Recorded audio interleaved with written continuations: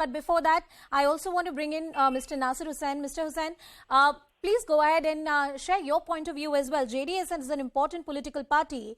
And when you see the Congress and the BJP, to a certain extent, there's infighting within both the parties while they may deny it.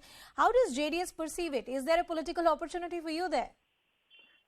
Definitely now there is no leader. Now the present Chief Minister of the BJP, he is not an elected Chief Minister. He's been nominated from the BJP and he has come down. And we have seen the events which have been taken up in the past 6 months. It is only one agenda, with a single agenda, the BJP is working here. And it is polarization and spoiling the communal fabric of the state. This has been the basic structure. There is no leader from the BJP who will be accepted pan Karnataka as the Chief Minister will face. They do not have any leader after B.S. Yediyurappa. This is the truth.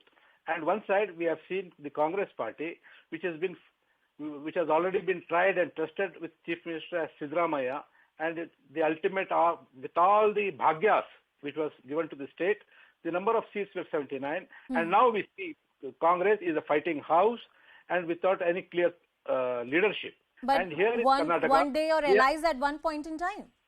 We are very much clear. Janata Dal Secular is the only party, and we have got a leader who is Mr. H.D. Kumaraswamy. And I think he's been accepted Karnataka, and entire party is working and presenting H.D. Kumaraswamy to be the next Chief Minister, who has been strengthening the organization with various programs, the Pancharatna program, the Jaladhare program, and various, and his achievements are still remembered by the... Okay. Mr. R.K. Upadhyay, before I come to you, Mohan Vishwa, a quick word from you. The argument is that Mr. Bommai is not an elected Chief Minister, he's a nominated Chief Minister. That's what JDS is arguing. The Congress party also sees that look at what has happened recently with the murder of a Yuva Morcha leader, and you had Hindu organizations which were traditionally supporting the BJP out on the streets. You were facing flack as far as law and order situation is concerned from your own supporters. How do you respond to these criticisms?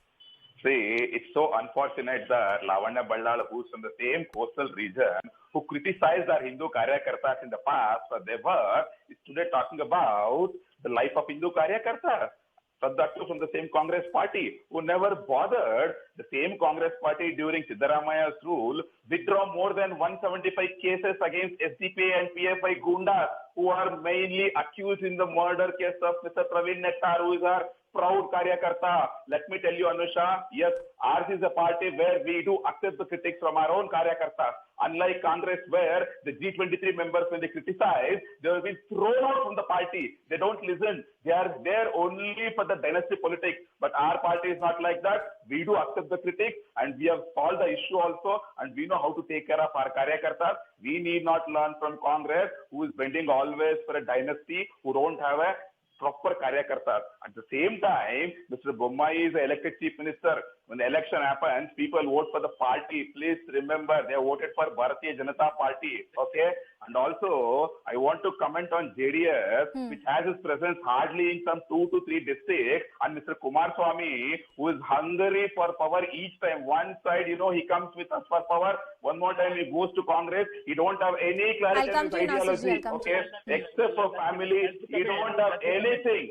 He rules only, he thinks that only Padmanabh Nagar, which is the head office of JDS, from there only he rules. You take his party. All the key positions are occupied by either himself or his son or his wife or his brother or his brother's wife or his brother's son. Mohanji, you made your point. You made your point. Nasirji, respond. Nasirji, respond. Now, the gentleman from the BJP is very much... I don't think he has lost his mind, the way he is speaking. Now, let me tell, Janata Dal has come up with an open political party. It has waived off loans. Now, what happened when Mr. Yediyurappa left BJP and joined KJP? What was the state of BJP here in Karnataka? It hardly won around 40 seats. Now, minus B.S. Yediyurappa, BJP will be of the same thing. Now, you are telling, you are alleging JDS of supporting their son. Kumaraswamy are not able to... Okay. One at a time, please. One at a time, please. Mohanji, let him speak. I gave you the opportunity to talk. Let him speak. Vijayendra will be the vice president. His son will be the member of parliament. How many names do you want me to suggest? All right, we've had the Karnataka, political whataboutery. 70% of Mr. the R.K. Upadhyay, BJP sorry to leaders keep you waiting, and sir. the sons are there in I power. want you to bring some sanity and BJP perhaps is some not analysis there. to BJP this is not for the discussion. party of difference. What we are witnessing within the BJP right now, how do you see it? And do you think this problem can be contained, or as a political observer, you see it further going worse? Anusha, we just had Ashad Masa, which means we have a lot of heavy winds. So, when there are winds, people like to, do the kite flying. Yeah. So I feel this is one of those kite flying, situations where, one former BJP leader, announcing that, Bommai will be replaced. I mean, this man, Suresh Gowda, has 1 foot outside BJP. I mean, as far as I know, he's angling to join the Congress. So from that point of view, I think it was a very well-crafted move by the Congress to create some kind of confusion. I tend to believe what the BJP leaders are saying, that this is done to camouflage the infighting within the Congress, because we have seen what's happening between Siddaramaiah and DK Shivakumar. Because see, this leadership issue has been going on for a long time. But Mr. Upadhyay, is it not true that various political observers and critics have said that Mr. Bommai, who has the blessings of the top leader, of course enjoys a patronage from the Lingayat community, there have been murmurs and dissent and opinions within the party that perhaps they should have another leader. There have been criticisms about law and order situation after happened, after the murder of Praveen. Multiple instances that have put his leadership under question. That's true. I don't deny that. I think he has lacked leadership, lacked administration abilities when it came to dealing with these situations. But we are talking about the leadership change. I believe that the time has passed now. With only about 7 months left for the elections, I don't think BJP is in a position to change him now. I mean, with the model code of conduct coming and all that, they will hardly have 6 months. And Karnataka is a big state. It's not like Uttarakhand where they could change a chief minister in the last minute and still win the election, where they had only 80 seats. Well, you have 224 seats in Karnataka, and they are putting, heavily in Bommai's favor. Okay. And even today, JP Nadda has spoken to Bommai, saying that there is no question of change of leadership. So you believe that this is kite flying which is happening after the month of Ashad, which happens each year. Okay, Lavanya, you want to come in there. It is being said that the Congress party is somehow engineering these problems so that the BJP looks as bad as the Congress party.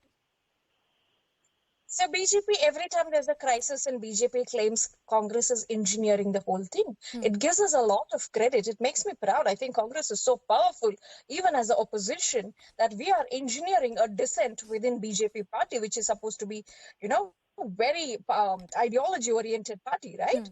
So it's incredible that they are giving us credit for that. Having said that, the question to BJP person here is, why aren't they banning the SDPI and PFI? They are in power from the last 2 years. What have they done to give justice to the youth that were murdered before 2018? Now, I would like to ask him, Sharath Mariwala was murdered in 2018, just before elections. His father said, we have been used as political tools by the BJP and we have got no justice for the murder of our son. Look how lightly they speak of their own karyakartas who have been murdered. Look at Tejas Surya's statement. He says, we cannot provide protection for everybody who's walking on the road. This is the kind of value they give for their karyakartas' lives, which is very sad and shocking. It is like our youth are fodder for their political agenda. And they're talking about Siddaramaiah-ji's government taking away the cases against SDPI. That is a false information. Let me make it very clear. Okay. He is misconstruing the judgments that has happened. Also, I would also like to remind him, Mr. Bommai, when he was the Home Minister of Karnataka, was caught on camera in the Mangalore airport. Lavanya, I